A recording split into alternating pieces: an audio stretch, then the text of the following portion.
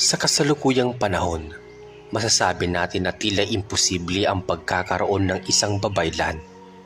Subalit kung ating babalikan ang mga nagdaang siglo na sinasabi ng lahat ng matatanda na tunay at totoo na may nabuhay noon na babaylan sa paglipas ng mahabang panahon. Minsan napapaisip din ba kayo kung nasaan na nga ba ang babaylan na nabuhay noong unang panahon? Ako nga pala si Crisanto.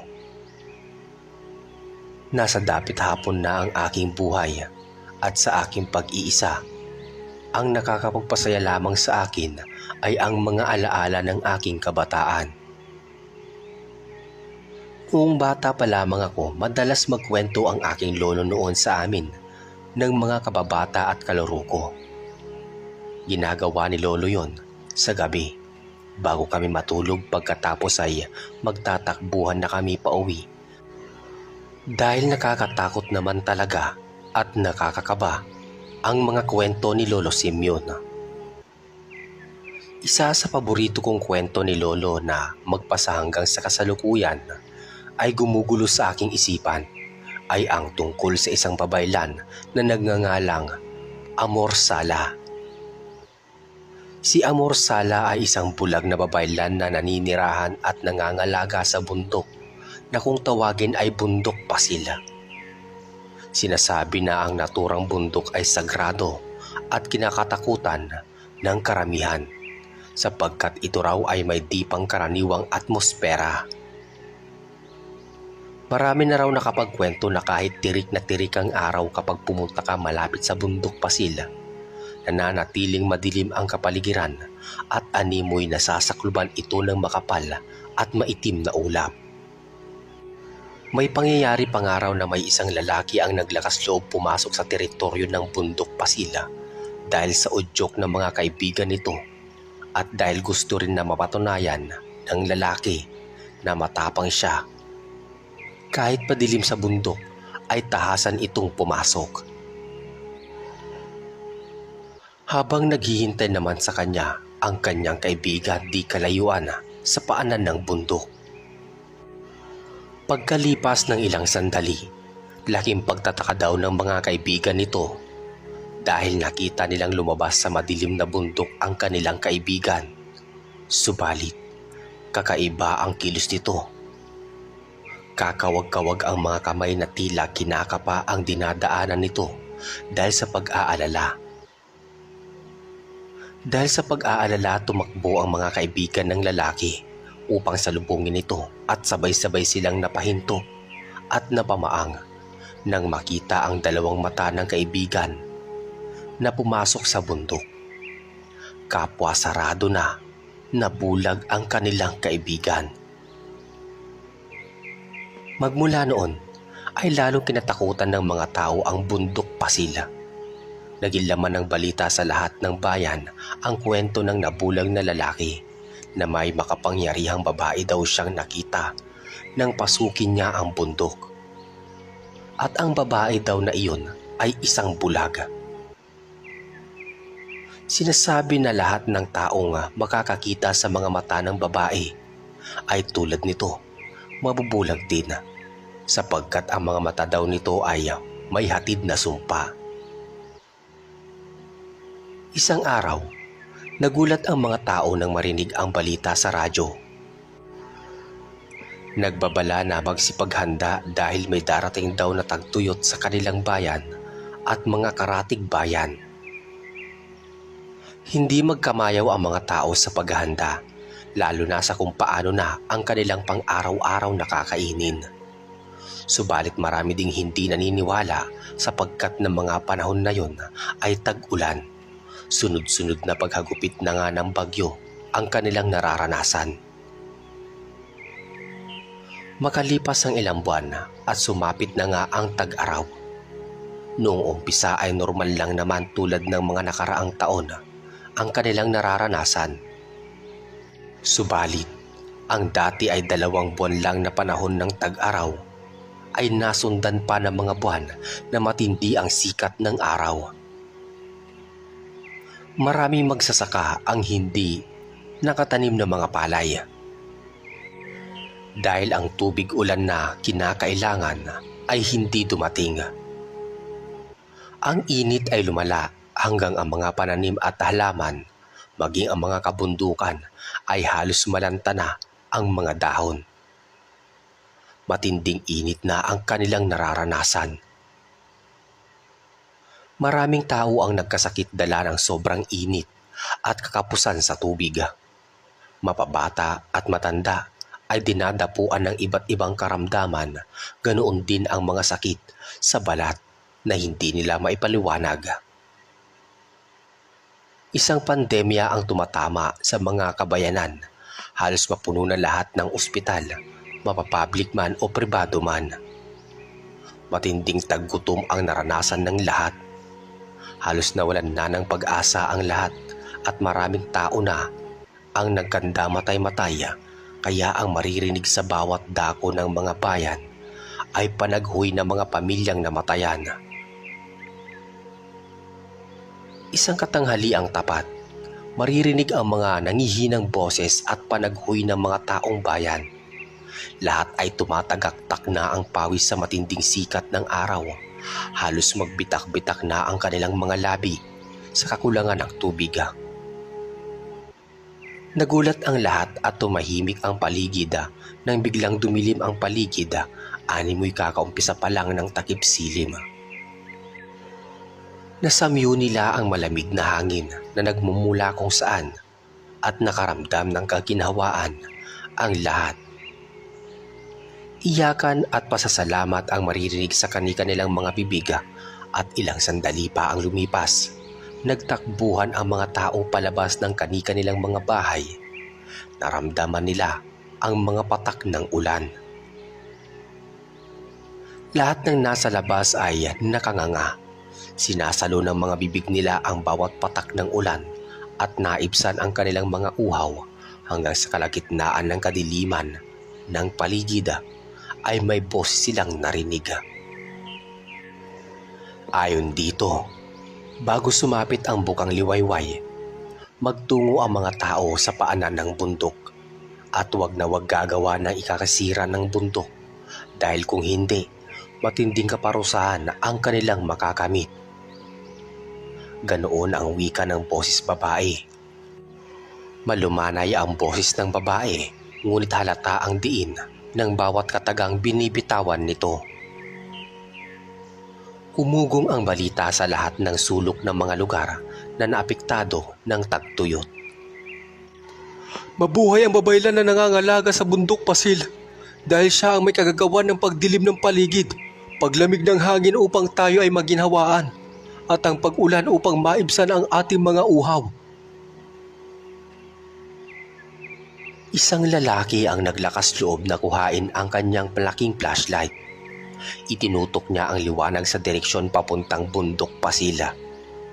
Nanlaki ang kanyang mga mata nang makita ang malalaking ipo-ipo na nagmumula sa bundok na siyang nagsisilbing hangin sa paligid. Ang ulan na pumapatak sa kabila ay nagmumula din sa bundok. Masyado talagang makapangyarihan ang babaylan, kaya naman tinatawag niya ito ng paulit-ulit at nagpasalamat. Halos hindi nakatulog ang mga tao sa pag-abang na sumapit ang bukang liwayway.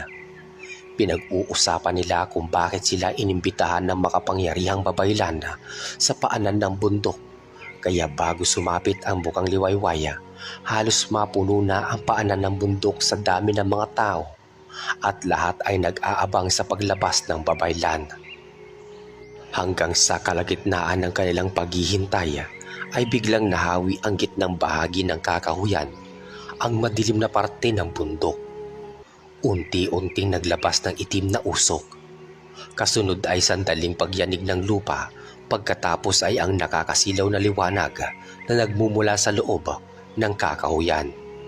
Hanggang sa ang itim na usok ay nagkorting tao. Isang babaeng may maitim at mahabang buhok na nangingintab. Ang mahabang kasuotan nito sa parting laylayan ang siyang nagsisilbing takip sa mga paa nito na hindi nila mawari kung nakaapak ba ito sa lupa o nakalutang. Ang mukha nito ay natatakpan ng itim na tela na nagsisilbing tabing sa mukha nito. Sandaling katahimikan ang dumaan sa lahat ay nakanganga sa susunod na mangyayari. Sa wakas ay nakalabas na ng kakahuyan ang mahiwagang babaylan. Bago ang lahat, nais ko munang ipakilala ang aking sarili sa inyong lahat. Ako si Amor Sala, ang naatasang mga laga at magbantay sa bundok na ito. Matagal na panahon na akong tahimik na naninirahan dito. Ganun pa man, batid ko ang mga nangyayari sa labas ng bundok na ito. Maging ang pagdating ng tagtuyot ay aking nakita, kung kaya't alam ko na ang pandemya na magpapahirap sa lahat. Nakikisa ako sa inyong lahat. Nais kong tumulong sa abot ng aking makakaya. Magmula ngayon, tuwing sasapit ang madaling araw, ay maaari kayong pumunta sa paanan. May ihahanda akong mga pagkain araw-araw na makakatulong sa inyo. Subalit, ang pakiusap ko lang na sana huwag kayong magiging ganid at makasarili.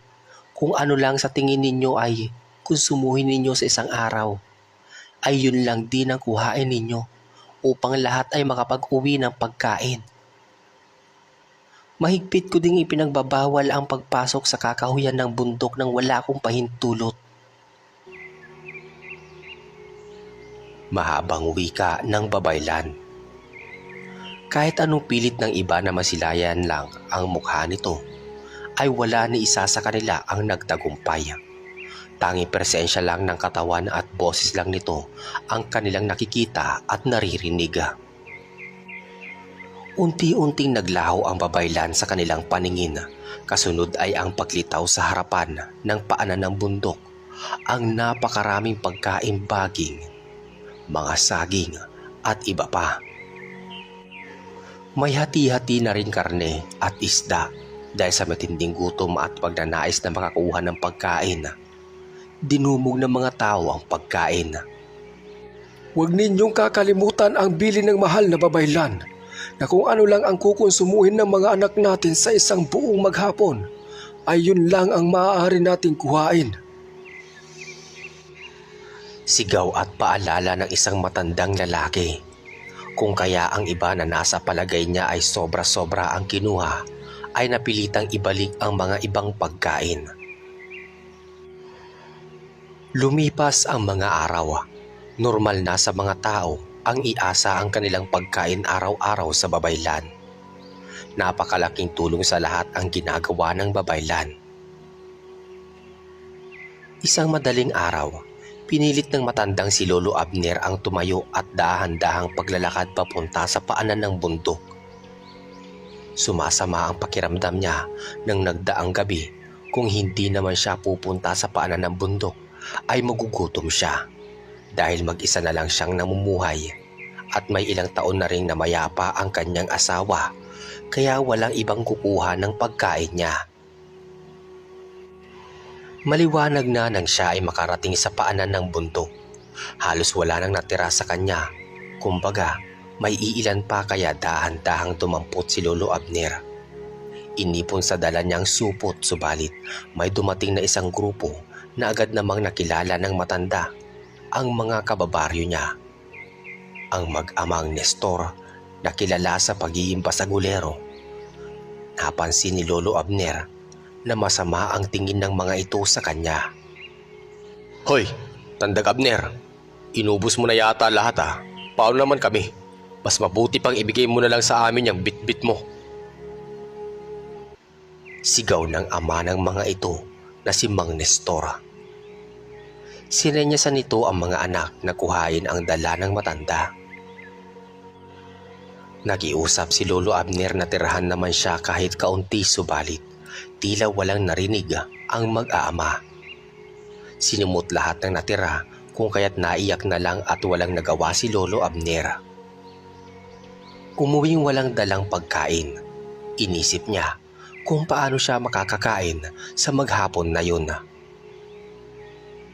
Samantala, lingid sa kaalaman ng mag-ama ay kitang-kita ng babaylan ang ginawa ng mga ito sa matandang si Lolo Abner. Napakuyom ng palad ang babaylan at kailangan niyang disiplinahin ang mga mag-amang Nestor. Samantala, kakarating lang ni Lolo Abner sa kanyang bahay. Dumiretso siya sa kanyang maliit na kusina upang uminom ng tubig. Subalit, napahinto siya sa paghakbang nang lingunin niya ang kanyang mesa. Puno ito ng laman ng iba't ibang uri ng pagkain. Tuluyan nang napaiyak si Lolo Abner. Nagdasal at nagpasalamat sa babaylan. Batid niya na ito ang may gawa nun. Samantala, sa bahay ng mag-amang Nestor, kung gaano sila katuwa nung umalis sa paanan ng bundok pasil, ay siya namang lungkot na may kahalong pagtataka ang kanilang nararamdaman. Nang ilapag nila ang kanilang mga supot na dala, ang laman ng mga ito ay hindi pagkain. Papa, anong nangyari? Naging buhangin ang laman ng mga dala nating pagkain. Paano natin kakainin ang buhangin? Tanong ng isa sa kanyang mga anak. Sa halip na sumagot ay pinagsusuntok ng kanilang ama ang kanilang dingding. Nakaramdam ng takot ang magkakapatid. Kapag ganon ang kanilang ama, siguradong gaganti ito kung sino man ang may gawa at dahilan ng galit nito. Makalipas ang ilang sandali, kinuha ni Nestor ang matalim niyang itak. Isinukbit sa bewang ang tali ng lagayan ng itak, sabay isinuksok ang matalim na itak. Umanda sa akin ang walang hiyang babaylan na yon. Akala siguro niya natatakot ako sa kanya. Pagbabayaran niya ang ginawa niyang panluloko sa atin.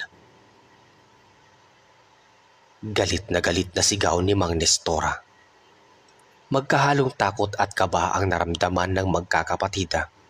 Kinakabahan sila sa gagawin ng ama at takot naman sa magiging reaksyon ng babaylan dahil alam nila na makapangyarihan ang babaylan. Subalit, hindi na nila pa kinayang pigilan ang galit ng kanilang ama.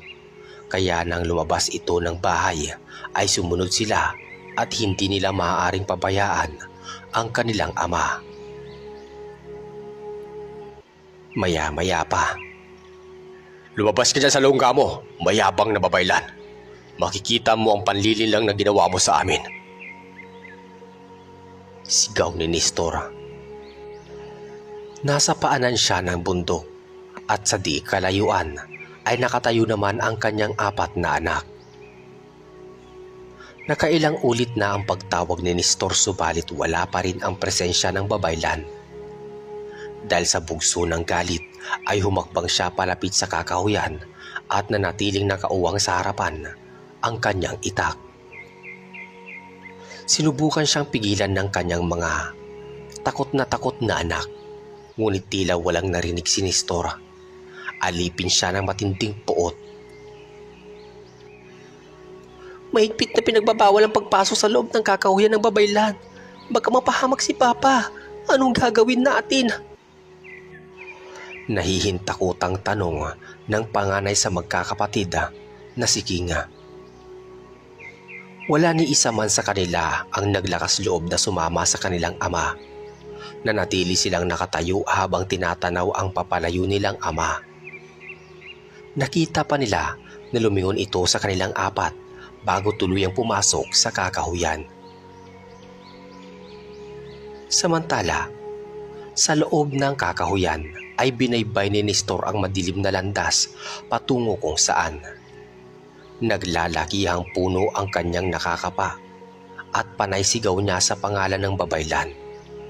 Mahaba-haba na ang kanyang nilakad nang bigla siyang napahinto sa paglalakad. Wala na siyang puno na nakakapa, maging ang landas na dinadaanan niya ay maluwag at nakakabanaag na siya ng liwanag sa bandang unahan. Kaya kahit papaano ay nakakakita na siya sa kanyang nilalakaran.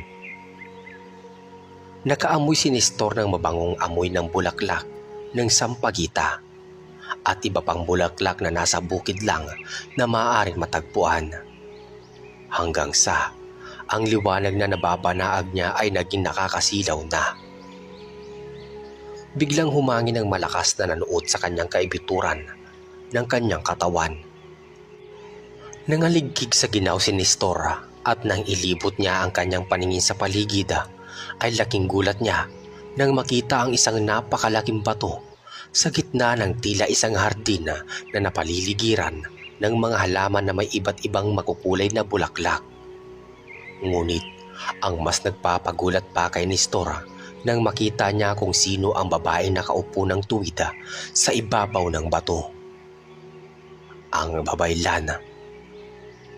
Kitang-kita niya ang napakaganda nitong mukha, subalit bulag ang mga mata nito. Natatakpan ng tila kulay putik ang magkabila ang mata ng babaylan. Isa kang tampalasan na hindi marunong makontento at nagpasalamat sa mga bagay na ibinibigay sa'yo. Ikaw din ay makasarili at ganit. Hindi ka marunong sumunod sa pinagbabawal ko sa inyong mga tao.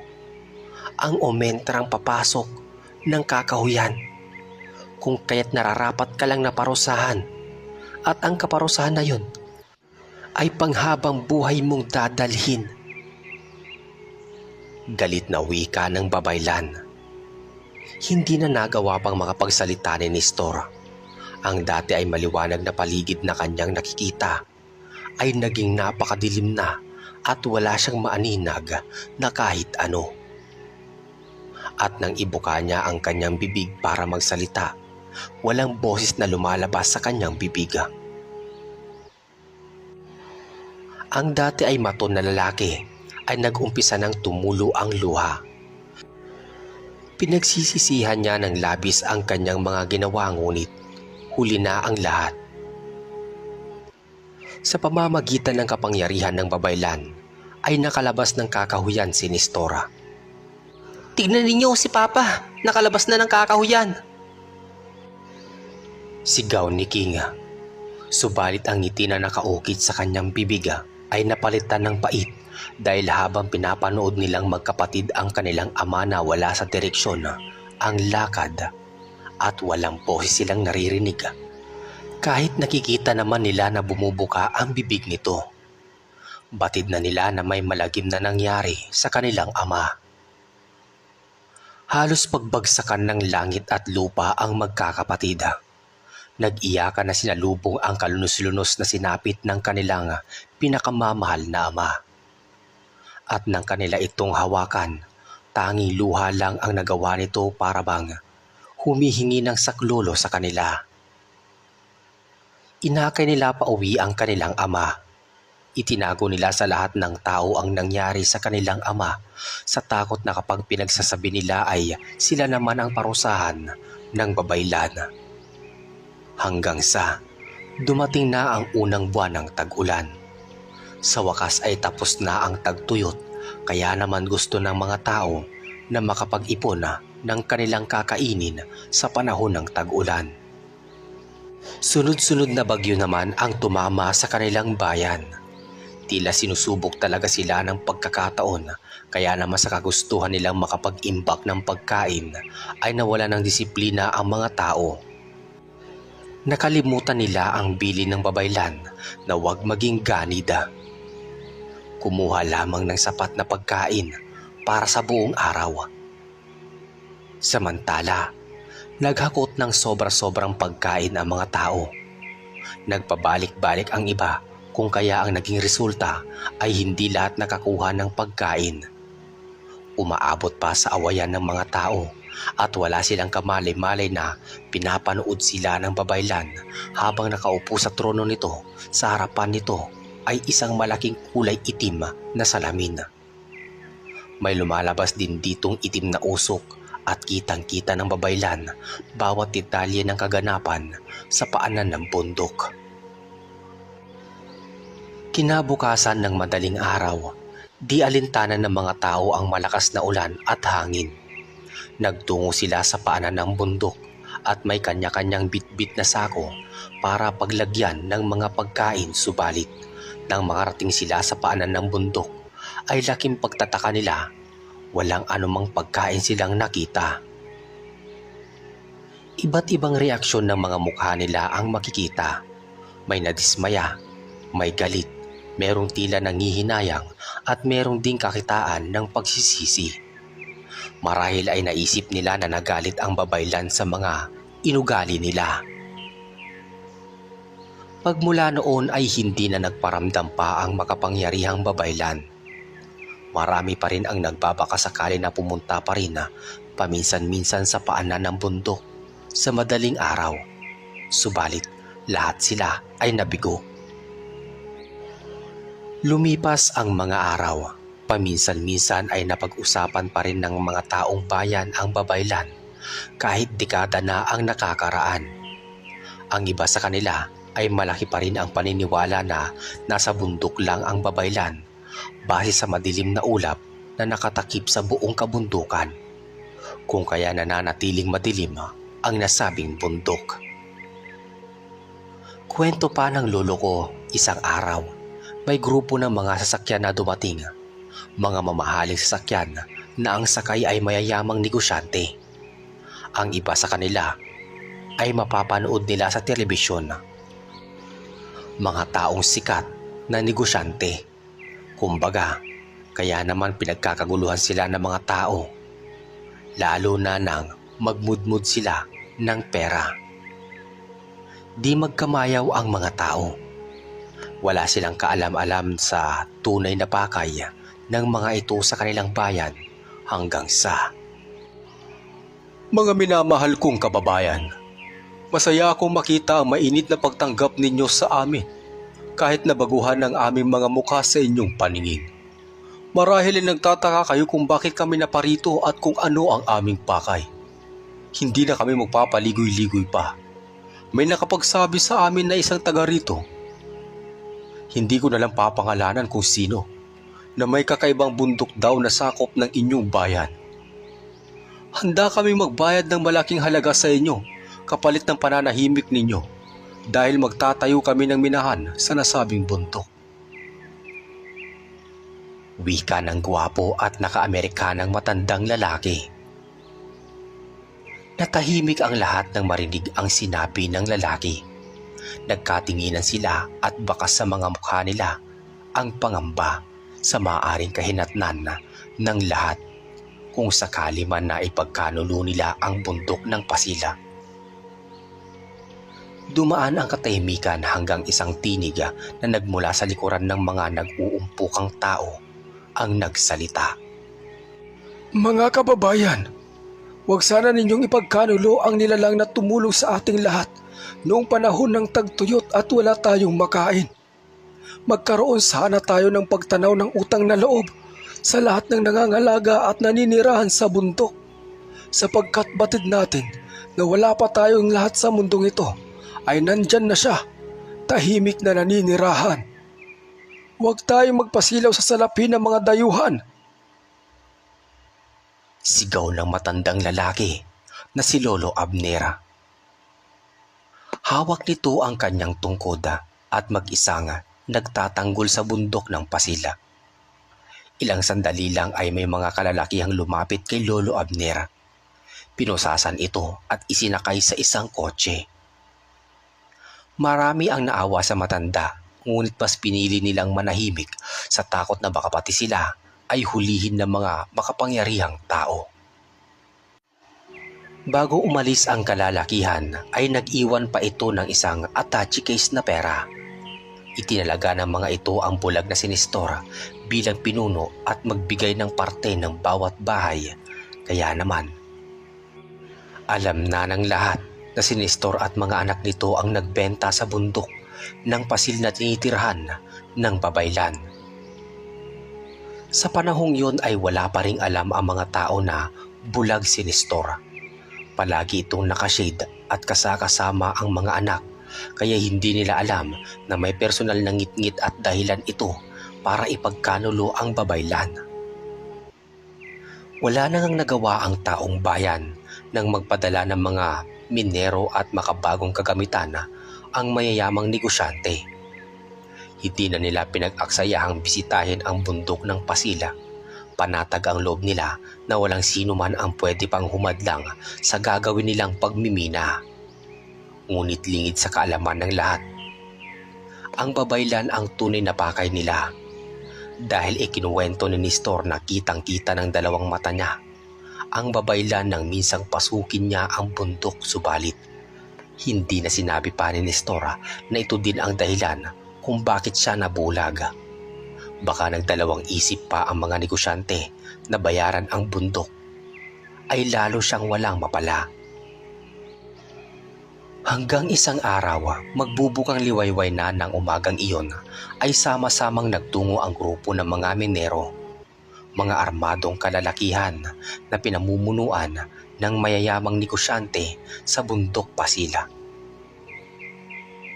Malayo pa lang ay tanaw na nila ang nasabing bundok, subalit laking pagtataka nila nang namataan ang maitim na ulap na bumabalot sa bundok, kung kaya nagkaroon sila ng ideya na tama nga ang kwento ni Nestor.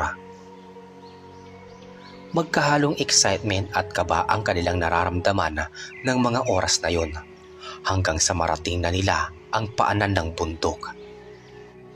Sandali silang nagmasid sa paligid pagkatapos ay iniutos ng pinuno sa ilang minero na pasukin na kaagad ang kakahuyan.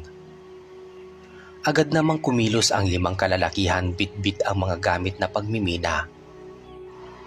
Walang pag-aalinlangan nilang pinasok ang kakahuyan, subalit kaagad din silang napahinto sa paglalakad nang biglang may isang itim na usok na humarang sa kanilang dadaanan, hanggang sa ang usok ay unti-unting naghugis tao.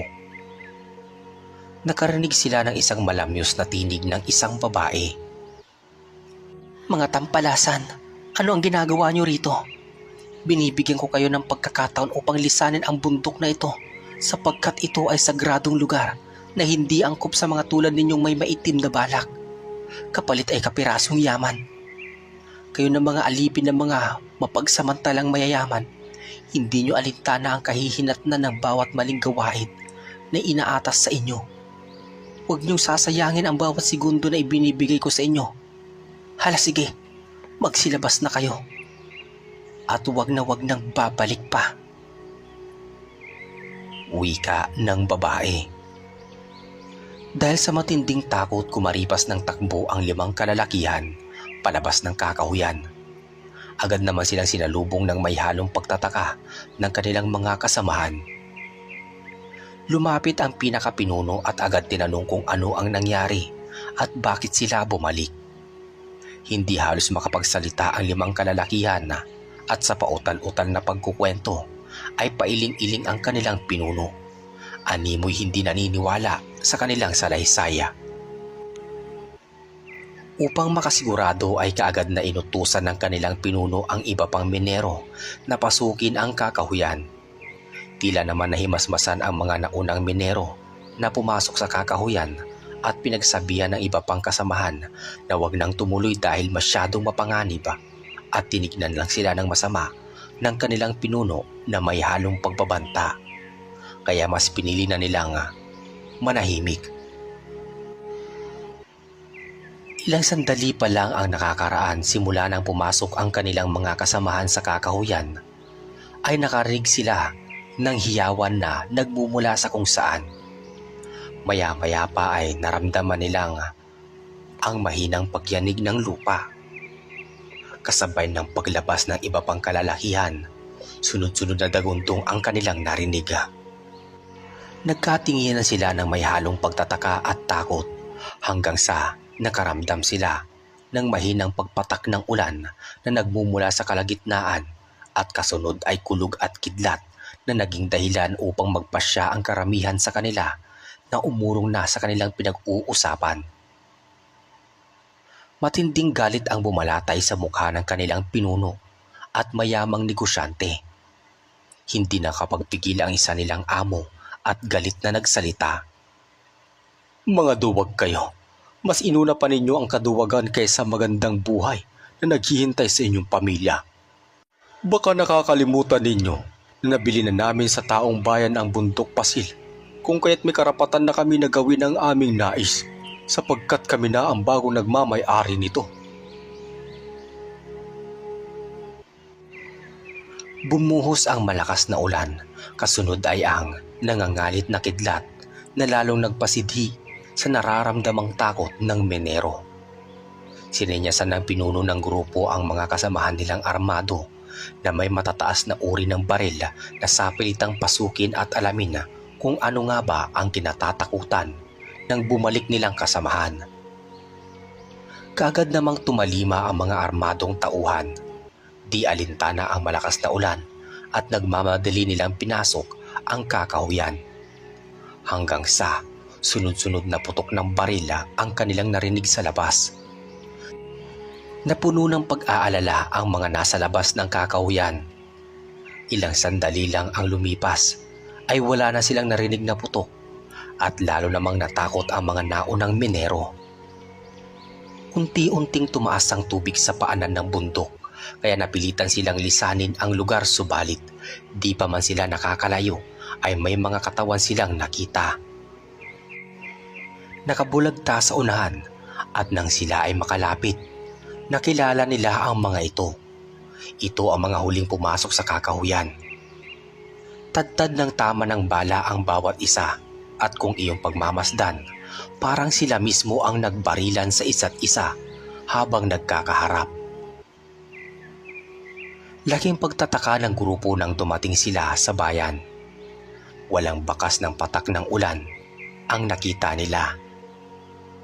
Unti-unting naniwala ang mga negosyante na may kakaiba sa bundok na kanilang binili, maging ang pagkamatay ng kanilang ibang kasama.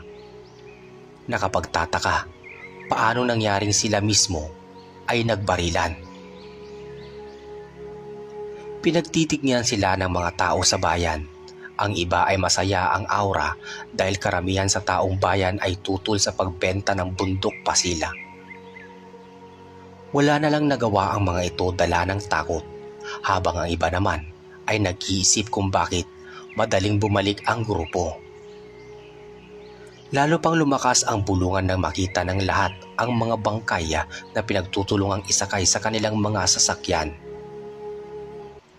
Mababakas ang matinding galit sa mukha ng mamamayang negosyante nang tanungin ito kung saan ang bahay ni Nestora. Huli na ang mga negosyante dahil nakatakas na pala ang mag-ama. Tangay ang napakalaking halaga na pinagbentahan ng bundok pasila. Dahil sa matinding galit ay pinag-utos ng negosyante na kuhain ang matandang si Lolo Abner sa pinagdalhan ng mga ito. At sa araw ding yun ay nagulat ang mga tao nang ilabas sa kotse ang matanda na puro pasa, lupaypay at duguan. Binuhat ng mga tauhan ang katawan ni Lolo Abner sa plaza at iginapos pa sa krus.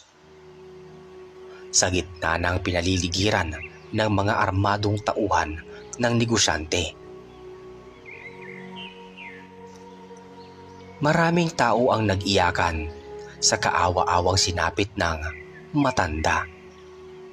Milyones ang binitawan namin kapalit ng bundok, subalit ni wala man si isa sa inyo ang nagsabi sa amin na may nangangalaga palang engkanto sa bundok.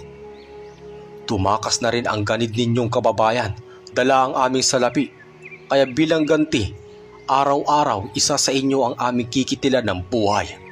At uumpisan namin ang parusa sa matandang ito na siyang narinig namin na nagtanggol sa bundok. Mahihinto lamang ang aming pagkitil kapag ibinalik ninyo sa amin ng buhay si Nestor. Galit na wika ng negosyante. Nagtakbuhan sa kani-kanilang mga bahay ang mga tao, ngunit may mangilan-ngilan pa rin na natiling nanonood sa mga susunod na mangyayari. At sa isang kumpas ng kamay ng pinuno ng mga negosyante, ay sabay-sabay na itinutok ang barila sa kaawa-awang bihag. Halos tumigil ang paghinga ng mga tao nang marinig ang sabay-sabay na pagkasa ng mga baril ng mga armadong kalalakihan. Gumilid ang lahat, tangi segundo na lang ang hinihintay at nagtakip na ng kani-kanilang tenga ang lahat hanggang sa narinig nila ang burito ng tinig ng isang lalaki na tauhan din ang pagsigaw ng fire. Sunod-sunod na putok ang kanilang narinig sa buong plaza. Lahat ay nakapikit, nag-iyakan ang mga tao sa pag-aakalang niratrat na ang katawan ng matanda. Subalit nang unti-unting dumilat ang kanilang mga mata, ay labis silang nagulat at hindi makapaniwala. Nakabulagta at duguan at wala na ring buhay ang mga armadong kalalakihan na nakapalibot kay Lolo Abner. Mas lalo pang nagulat at napamaang ang lahat nang makita nila ang katawan ni Lolo Abner na nakalutang sa ere. Natatakpan ng maitim na ulap ang katawan nito. Naghiyawan ang mga tao na sabay-sabay ding naglabasan nang matapos ang putukan. Hindi makapaniwala ang mga dayong negosyante sa hindi kapanipaniwalang nangyayari na kanilang nasasaksiyan. Hanggang sa mula sa tabi ng katawan ni Lolo Abner ay may itim na usok ang unti-unting naghugis tao. Dahan-dahang bumaba ang katawan ng matanda at agad namang sinalo ng ibang kalalakihan na kanyang kababayan at itinakbo sa ospital. Lahat ng mata ng mga naroon ay nakatutok sa itim na usok na hugis tao na nasa ere. Kayong mga alipin na makamundong yaman ay hindi nararapat maging isang tao. Handa kayong isugal ang buhay ng mga inosente kapalit ng nakakasilaw na yaman. Mas pinapahalagahan ninyo ang mga bagay kaysa sa mga may buhay. Kung kaya't bilang kaparusahan, ay bibigyan ko kayo ng leksyon at sisiguraduhin ko na hindi na kayo makakapaperwisyo pa ng mga taong inosente. Sa ngalan ng bundok ng Pasil, ako si Amor Sala, ang babaylan ng ilang siglo nang naninirahan at nangangalaga sa bundok. Inihiling ko na lahat ng mga dayuhan, sakim, 10 ng pamilya ng mga tampalasang sinistor, magmula sa sandaling ito kayo ay magiging ganap na bato. Bato na gasinitigas ng kaloob-looban ninyo. Wika ng babaylan at sa isang iglap, lahat ng mga dayuhan ay naging isang malaking bato. Tila isang panaginip para sa lahat ang nangyari at bago pa tuluyang maglaho ang babaylan ay may iniwan pa itong mensahe para sa lahat. Sa kahuli-hulihang pagkakataon, kayo na mga nasasakupan ng bayang ito ay magtalaga kayo ng represente sa bawat pamilya ninyo. Bukas sa bukang liwayway ay magtungo kayo sa paanan ng bundok. Pagkatapos ay ipag-uutos ko sa inyong lahat na kalimutan na ninyo ang tungkol sa akin at ipaubaya ang bundok habang kayo ay nabubuhay maging sa mga susunod pa ninyong henerasyon. Wika ng babaylan. Naglaho na ng tuluyan ang babaylan. Ganoon na nga ang ginawa ng mga tao. Bukang liwayway pa lang ay nakatayo na sila sa paanan ng bundok. Umihip ng malamig ang hangin, kasunod ay ang paglitaw ng tunay na anyo ng babaylan. Mahaba ang buhok nito na alon-alon hanggang talampakan. Napakaganda ng mukha nito subalit wala itong mga mata. Gulat na gulat ang mga tao. Yun pala ang tunay na anyo ng mahiwagang babaylan. Hanggang sa narinig nila ang malamyos nitong tinig. Kusang loob akong nagpakita sa inyo sa kauna-unahan at huling pagkakataon. Walang magiging epekto ito sa mga mata ninyo. Tandaan ninyo, ito na ang huling pagkakataon na makikita at mararamdaman ninyo ang presensya ko. Kaya pinapunta ko kayo upang hati-hatiin sa bawat pamilya ang malaking halaga na pinagbenta ng tampalasang sinistor kapalit ng bundok na ito. At ako, napakalaking halaga na babago sa buhay ng pamilya ninyo. Pantay-pantay ko itong hahatiin kaya walang dahilan para mag-away-away kayo. Magtulungan kayo at suportahan, lalo na kapag nasa bingit ng alanganin ang bayan. Pumila kayo at ibibigay ko ang malaking halaga ng salapi at sa mga makakakuha na ay maaari nang umuwi. Wika ng babaylan bago ipamudmod ang mga salapi. Nagpasalamat ang lahat sa babaylan. Sa kauna-unahang pagkakataon ay nakita nila ang napakatamis ng ngiti ng babaylan, maging ang pagkaway nito bago tuluyang nawala sa kanilang paningin. Nagsaya ang buong bayan, nagkaroon ng salo-salo sa bawat pamilya. Animoy piyesta sa dami ng handa at kinagabihan ay nagkaroon ng meeting ang bayan at nagulat ang matandang si Lolo Abner dahil siya ang itinalagang pinuno ng kanilang bayan dahil sa ipinakita nitong katapangan at kabayanihan. Magmula nga noon ay hindi na nila nakita o naramdaman ang presensya ni Amor Sala. Walang sino man ang nakakaalam kung buhay pa ba ito o tahimik pa rin na nabubuhay sa bundok ng Pasila. Kasalukuyan, isa sa mga taong nakasaksi si Lolo Simeon, kung kaya naman paulit-ulit niya itong ikinukwento sa amin ng mga kalaro ko nung kami ay mga bata pa lang. Ako naman ay minsan ding nangarap na makita kahit isang beses ang babaylan, subalit bigo ako hanggang ngayon.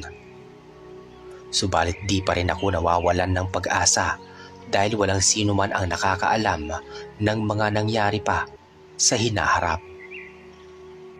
Naway bago natin na tuluyang lisanin ang mundo ay marinig ng babaylan ang aking bulong na gusto ko siyang makita kahit minsan lang. Hanggang dito na lang ang aking kwento. Sana'y nakapagbigay ng aral sa inyo at inspirasyon na lahat ng gawaing masama ay walang hatid na maganda. Sa huli ay palaging kabutihan pa rin ang magwawagi.